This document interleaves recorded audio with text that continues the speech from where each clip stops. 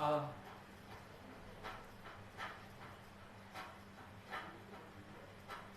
Everyone, आप सभी का स्वागत है जीएससी मैथ अकेडमी गुलाब में। और मैं सुनील गुप्ता आज फिर आपके साथ एक नया टॉपिक लेके उपस्थित हुआ हूँ। ठीक है, आज हम इस पर चर्चा करेंगे। ये एक टॉपिक बहुत ज़्यादा मोस्ट इम्पोर्टेंट होता है। आप अगर किसी भी कंपटीशन एग्जाम की तैयारी कर रहे हैं तो मे भी पॉसिबिलिटी है कि आपको इसमें से एक या दो क्वेश्चन देखने को जरूर मिलेंगे। जैसे और कुछ टीचिंग एग्जाम जैसे सुपर टेट, यूपीटेट, इन सभी में देखा जाता है कि इसमें से क्वेश्चन आ जाते हैं। ठीक है, जैसे मंडी समिति या यूपीएसआई में भी इससे बहुत सारे क्वेश्चन पूछे गए थे लास्ट ईयर में, आप सभी को पता होगा। ठीक है, आइए डिस्कस करते हैं रेशम कीट पालन। सबसे पहले हमको ये पता होना चाहिए कि रेशम कीट पालन को क्या कहा जाता है। रेशम कीट पालन को सेरीकल्चर, ठीक है, रेशम कीट पालन को सेरीकल्चर के नाम से जाना जाता है। अगर आपको एग्जाम पेपर में रेशम कीट पालन न देकर सेरीकल्चर दे दिया गया है तो आपको पता होना चाहिए कि सेरीकल्चर होता क्या है। ठीक है, सेरीकल्चर होता है रेशम कीट पालन। सबसे पहले हम डिस्कस करेंगे कि रेशम कीट पालन का काम क्या है और ये पालन करा हुआ है, क्योंकि हमने आज तक सुना है मधुमक्खी पालन। मधुमक्खी पालन का हमें पता है कि मधुमक्खी पालन से क्या है, शहद मिलना है। इसी प्रकार से रेशम कीट पालन जो होता है इससे हमें रेशम मिलेगा। ठीक है, रेशम बहुत सारी चीज़ों में उपयोग में आता है, जैसे कपड़ों में। और एक मोस्ट इम्पोर्टेंट टॉपिक और ये कॉन्सेप्ट आपको ये पता होना चाहिए, ये कौन पूछा भी गया था शायद किसी एग्जाम में, कि रेशम का उपयोग किस जगह करा जाता है। तो एक उसमें ऑप्शन ये था कि वायुयान के जो टायर होते हैं ना, वो रेशम के बने होते हैं, उसमें मतलब कुछ परसेंटेज रेशम का उपयोग किया जाता है। तो आपको ये याद होना चाहिए कि रेशम कीट पालन से हमें रेशम का प्राप्त होता है, और रेशम एक प्राकृतिक नेचुरल रूप में हम कैसे एक कीट के द्वारा रेशम को प्राप्त करेंगे आइए देखेंगे। ठीक है, उससे पहले मैं आप सभी को एक चीज बताना चाहूंगा कि ये जो रेशम कीट पालन की शुरुआत सबसे पहले किस देश ने की थी? चीन। ठीक, सबसे पहले चीन ने रेशम कीट पालन की शुरुआत करी। अब आइए मैं आपको थोड़ा सा इसका बेसिक कॉन्सेप्ट क्या होता है, रेशम कीट कैसे ये बनाएगा, कौन रेशम होगा, उस रेशम को कैसे हम लाएंगे, ये सारी चीजें एक छोटी सी ड्राइंग करूंगा, उससे समझ में आ जाएगी। ठीक है, ये हमारे पास होता है, मान लीजिए एक शहतूत की पत्ती है। ठीक है, शहतूत की रेशम कीट पालन का उपयोग केवल और केवल शहतूत के पेड़ पर किया जाता है। ठीक है, ये चीज ध्यान रखिएगा। रेशम कीट के लिए हमें किस पौधे की, किस पेड़ की आवश्यकता होती है? हमें शहतूत की पत्तियों की आवश्यकता होती है। तो ये शहतूत की पत्तियों पर किस प्रकार से हमें रेशम मिलेगा उसे जानेंगे आगे। क्या होता है, जो मादा रेशम कीट, ठीक है, जो मादा रेशम कीट होती है वो अपने अंडे शहतूत की पत्तियों पर करती है, और ये अंडे, मादा रेशम कीट ने अंडे करे, ये अंडे कुछ समय बाद लार्वा में परिवर्तित हो जाते हैं। ठीक है, लार्वा। अब मैं आपको बताता हूँ लार्वा क्या होता है। आप में से बहुत लोगों को पता भी होगा, कुछ लोगों को नहीं पता है, तो मैं आपको बताना भी चाहूंगा कि लार्वा होता क्या है। एक्चुअली आपने चलो पास पड़ोस में से बताते हैं, नाली वगैरह देखे होंगे ना, उसमें ऐसे जुल्लू जुल्लू से चलते रहते हैं, हमें पता नहीं होता कि क्या होता है, वो होते हैं लार्वा। जैसे मेंढक होता है, मेंढक, मादा मेंढक जो होती है वो अंडे देती है, अंडे पानी में देती है, और वो अंडे कुछ समय बाद ऐसे छोटी छोटी मछलियों जैसे बन जाते हैं, और वो मछली थोड़े टाइम बाद परिवर्तित होकर किसमें, मेंढक में परिवर्तित हो जाती हैं। तो इस तरह से वो 3 चरण में कंप्लीट हुआ। मादा ने अंडे दिए, अंडे के बाद लार्वा बना, और लार्वा के बाद ये बना। ठीक है, तो ये होता है लार्वा। यहाँ से एक क्वेश्चन जो बहुत सारे एग्जामों में पूछा गया कि मादा रेशम कीट के लार्वा को किस नाम से जाना जाता है,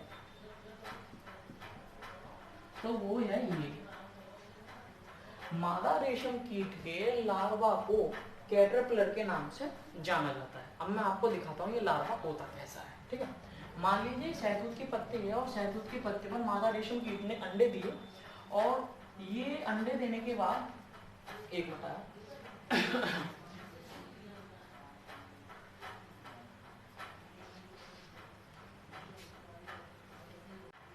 सॉरी, ये अंडे देने के बाद ये अंडे लार्वा में परिवर्तित हो गए, और ये लार्वा कुछ इस टाइप का होता है, डीपिलासा, ठीक है, मान लीजिए ये लार्वा है और ये शहतूत की पत्ती पर इस टाइम है, क्योंकि अंडे भी वहीं हुए तो ये लार्वा भी वहीं बनेगा। मैंने अभी आपको बताया था ना कि इनका जीवन काल किस चीज पे पूरा होता है, इनका पूरा जीवन काल शहतूत की पत्तियों पर ही पूरा हो जाता है। ठीक है, तो ये लार्वा होता है और लार्वा उस समय बाद जैसे अंडा से लार्वा बना, एक्चुअली थोड़ा टाइम तो लगा होगा ना, थोड़ा टाइम तो होगा। उस लार्वा से एक चीज होती है, इस लार्वा में, इस कैटरपिलर में, क्योंकि ये कैटरपिलर कहलाएगा, ये नाम बहुत ज्यादा मोस्ट इंपोर्टेंट है, ये क्वेश्चनों में पूछे जाते हैं कि मादा रेशम कीट से कैटरपिलर को प्राप्त होता है, ये कैटरपिलर होता क्या है। ठीक है, तो जब ये कैटरपिलर, इस कैटरपिलर में रेशम ग्रंथियां पाई जाती हैं।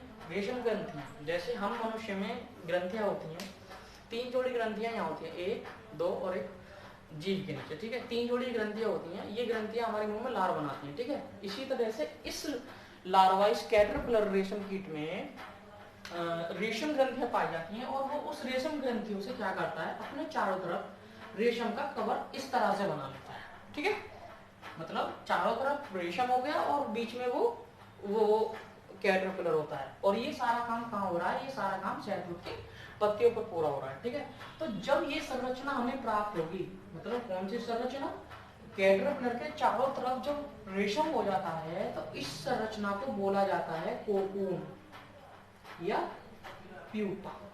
ठीक है, ये चीजें इतनी बड़ी नहीं है, आपने शायद पढ़ी भी होंगी, पर आपको कभी पता नहीं चला होगा कि हुआ क्या। आपने पता है कि कोकून से रेशम मिलता है, अब कोकून क्या है पता तो होना चाहिए ना। अगर एक बार आपको पता है कि ऐसे हुआ था और कैटरपिलर के चारों तरफ जब रेशम आ गई तो उसे कोकून या प्यूपा बोल दिया, तो आपको हमेशा याद रहने वाला है, आप क्यों बोलेंगे।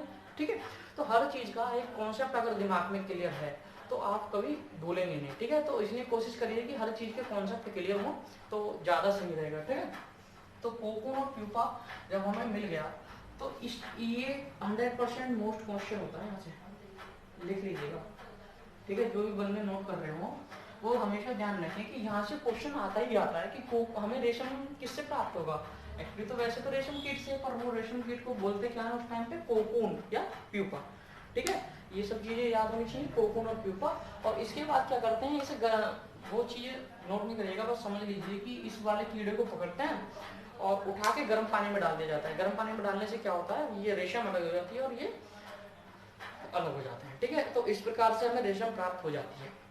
ये तो था बेसिक कॉन्सेप्ट, मतलब क्या कैसे कैसे एक शहतूत की पत्ती पर हमें रेशम कीट छोड़ी, उसने अंडे दिए, फिर अंडे से कैटरपिलर बना, उस कैटरपिलर ने भी अपना काम करके कोकून या प्यूपा में परिवर्तित हो गया। सारा खेल किस चीज का है, स्टेप बाय स्टेप ये सारी चीजें बनती जा रही हैं, और ये बनने के लास्ट उत्पाद में क्या मिला था, वो मिला था रेशम। ठीक है, ये बहुत बड़ा उद्योग है जो सबसे पहले चीन में स्टेब्लिश हुआ और दूसरे नंबर पे कौन था, भारत।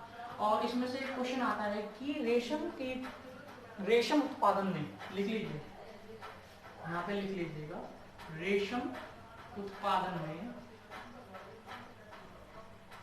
विश्व में भारत का सेकंड नंबर है। ठीक है, दूसरा नंबर। ठीक है, समझ गए, मतलब रेशम उत्पादन में भारत का दूसरा स्थान है और पहला स्थान हमारा चीन ही जाएगा भैया, चीन ने तो। ठीक है, समझ जाओ आपको। तो ध्यान रखने वाली बात है कि रेशम उत्पादन में विश्व में भारत दूसरे नंबर पर आता है, ये क्वेश्चन में पूछा गया है। यहाँ पर इस चैनल पर अगर आपको कोई चीज डिस्कस की जा रही है या कुछ चीज बताई जा रही है तो वो एग्जाम के पॉइंट ऑफ व्यू से बहुत अच्छा रहेगा, तो आप अच्छे से समझें।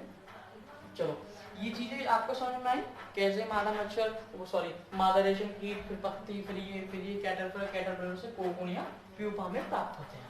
अब इसके बारे में कुछ 2-3 चीजें और हैं, उन्हें और डिस्कस करूंगा मैं आपके साथ। ठीक है, उसमें जानने वाली ये बात है, कभी आजकल जो एग्जाम पैटर्न हो रहा है वो धीरे धीरे बदलता हुआ जा रहा है। ऐसा नहीं होता कि वो एक से 4 क्वेश्चन होता है कि रेशम कीट किससे मिलता है, ऐसे अब थोड़ा चेंज होता जा रहा है, तो पैटर्न को देखते हुए हम चलेंगे। ठीक है, आजकल क्या पूछा जाता है, रेशम कीट पालन जो होता है उसे या जो रेशम होती है, ठीक है, रेशम को मलबेरी शिल्प भी कहा जाता है। ठीक है, तो एग्जाम में क्वेश्चन आता है कि मलबरी शिल्प किससे प्राप्त की जाती है। ठीक है, मलबरी शिल्प किससे प्राप्त की जाती है, किससे प्राप्त की जाती है, रेशम कीट से।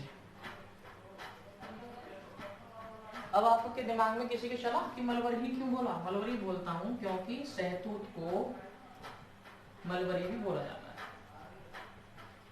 ठीक है। शहतूत को मलबरी भी बोला जाता है, इसलिए बोला जाता है कि मलबरी सिल्क क्या होती है? रेशम। और वो किससे प्राप्त होगी? रेशम कीट से। ये छोटे छोटे कॉन्सेप्ट नहीं, आप सभी को पता होने चाहिए, बहुत जरूरी भी है और बहुत अच्छे कॉन्सेप्ट भी है, ठीक है। तो हमें पता चली रेशम, मलबरी सिल्क और रेशम कीट। इसके बाद एक चीज आती है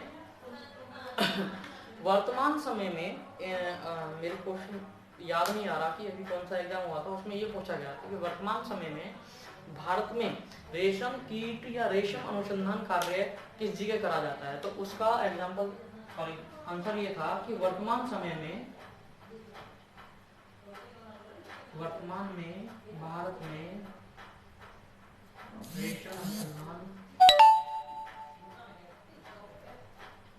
रेशम अनुसंधान कार्य कहाँ होता है?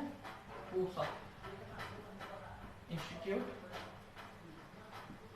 नई दिल्ली, ठीक है, ये ध्यान रखें। हाँ, भारत में रेशम अनुसंधान कार्य वर्तमान समय में कहाँ होता है? पूसा इंस्टीट्यूट, नई दिल्ली, याद रहे। पूसा इंस्टीट्यूट नई दिल्ली में अनुसंधान कार्य होता है। और भारत में सबसे ज्यादा रेशम का उत्पादन कहाँ पे होता है? यही इसी तरह के क्वेश्चन बनते हैं। मैं सारे वो क्वेश्चन करा दूंगा जो एक भी क्वेश्चन बचेगा नहीं, और आपको ना एनसीईआरटी पढ़ने की जरूरत है ना कोई बुक पढ़ने की जरूरत है, ठीक है। अगर आप इससे बाहर भी क्वेश्चन भी होगा तो रेशम कीट से शायद मैं कहता हूँ कि जाएगा नहीं, ठीक है।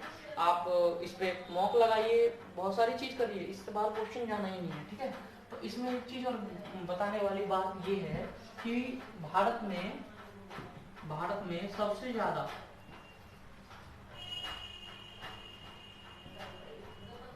रेशम उत्पादन कहाँ होता है?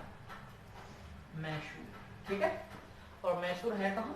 कर्नाटक, ठीक है। तो ये याद रहना चाहिए कि भारत में सर्वाधिक रेशम उत्पादन कहाँ होता है? मैसूर, कर्नाटक में। और वर्तमान में भारत में जो रेशम का अनुसंधान कार्य होता है वो होता है पूसा इंस्टीट्यूट दिल्ली में, ठीक है।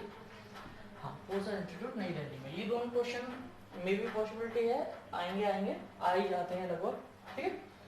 ओके, और एक चीज आपके दिमाग में ब्लिंक करी होगी, मतलब सोचने वाली बात ये भी है कि सबसे पहले भारत में सबसे पहले रेशम उत्पादन कार्य किस राज्य में स्थापित किया गया है, किस राज्य में स्टार्ट हुआ? तो ये इसका क्वेश्चन होगा, भारत में सबसे पहले रेशम उत्पादन पश्चिम बंगाल, ठीक है।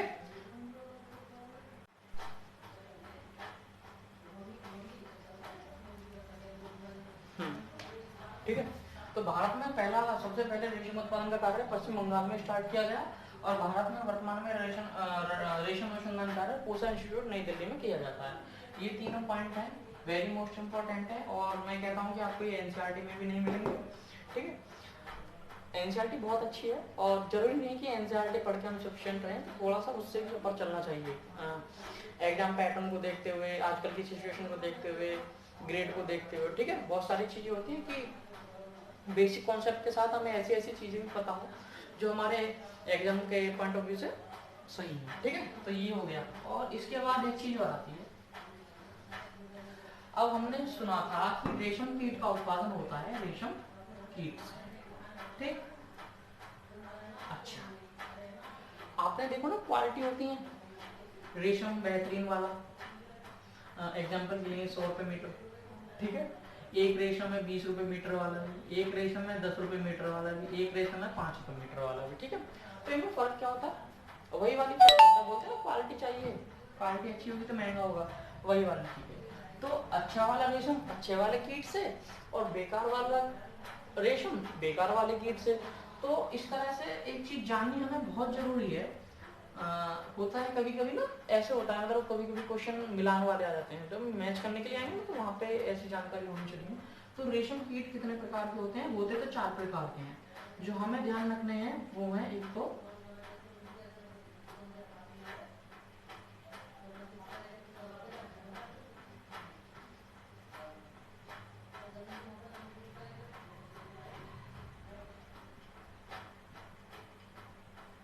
ये कोमिंग वाला है, बॉम्बिक्स मोलाई, ठीक है, इसे बोलते हैं बॉम्बिक्स मोलाई,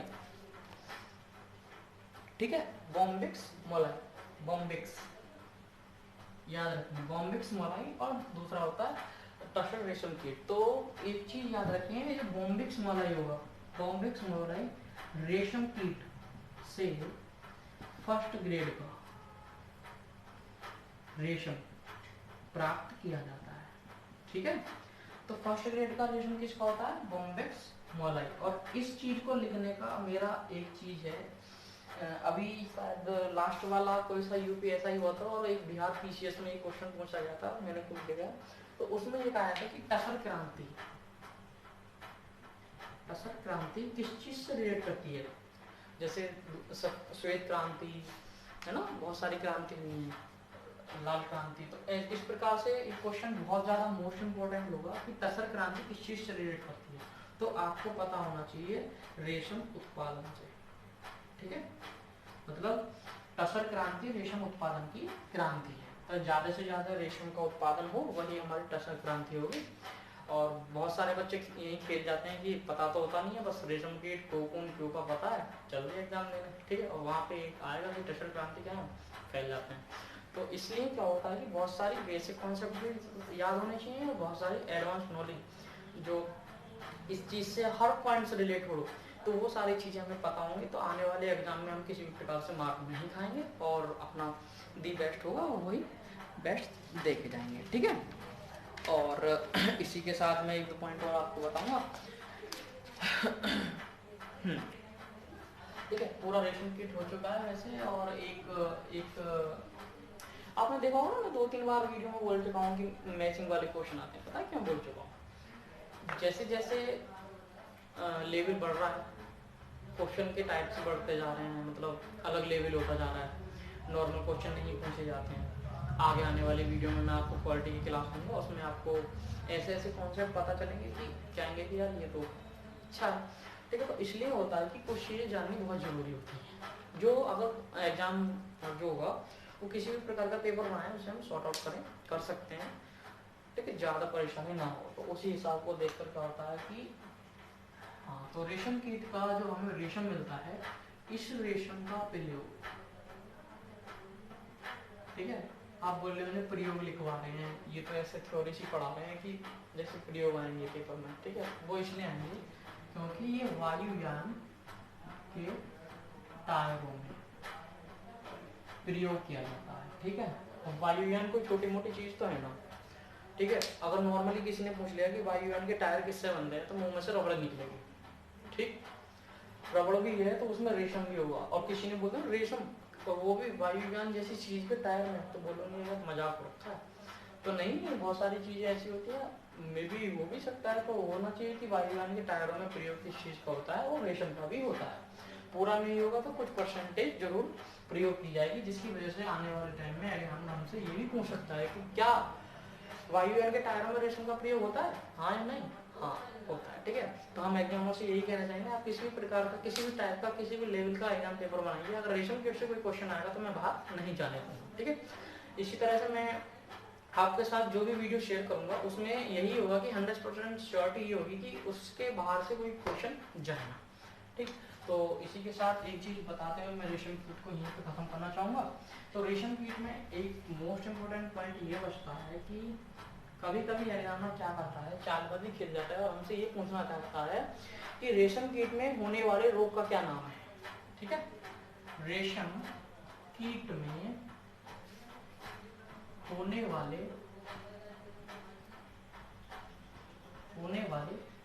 रोग का नाम, तो उसे बोलेंगे प्रोब्रिंग, ठीक है। प्रोब्रिंग नाम का रोग होता है जो इस रेशम कीट में लग जाता है, उससे क्या होता है, जो कैटरपिलर होगा ना, जो लार्वा होगा वो मर जाता है, उसे बोलते हैं कि प्रोबिन। प्रोबिन नामक रोग रेशम कीट में होने वाला एक रोग है, जिससे हम रेशम उत्पादन की क्षमता, मतलब उत्पादन में कमी हो जाती है और रेशम की जो क्वालिटी होती है वो बिगड़ जाती है।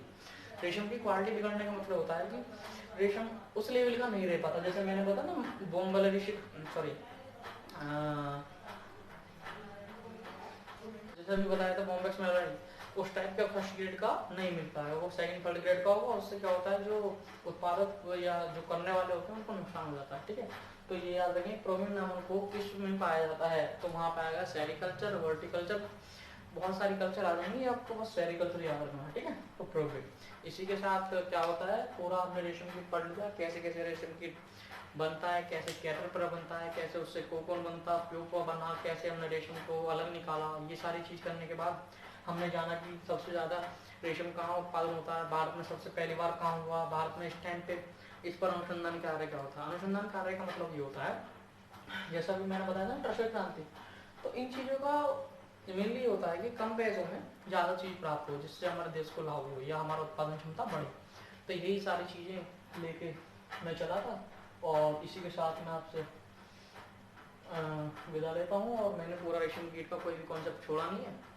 आप सभी अपना ख्याल रखें और 2 गज की दूरी बनाए रखें। ठीक है, जय हिंद।